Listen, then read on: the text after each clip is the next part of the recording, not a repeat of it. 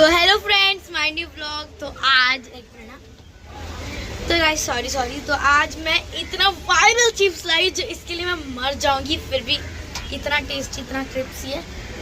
Crispy मुझे बोलने भी नहीं भाई।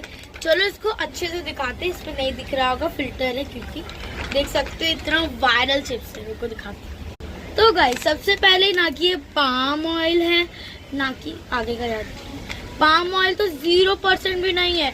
और पीछे देख सकते हो इसमें पता नहीं इंस्टाग्राम व्हाट्सएप पे नंबर भी दिया हुआ है। और देख सकते हो बहुत ही टेस्टी। एक बार टेस्ट करते हैं। टेस्ट मेरी बहन सब खाली कर, मैंने नहीं खाई, मैं अभी सो के उठी जस्ट। चलो ट्राई करते हैं। गाइस इतना क्रिस्पी है, बहुत ज़्यादा टेस्टी है। मुझे ये वाला कॉम्बिनेशन अच्छा लगा।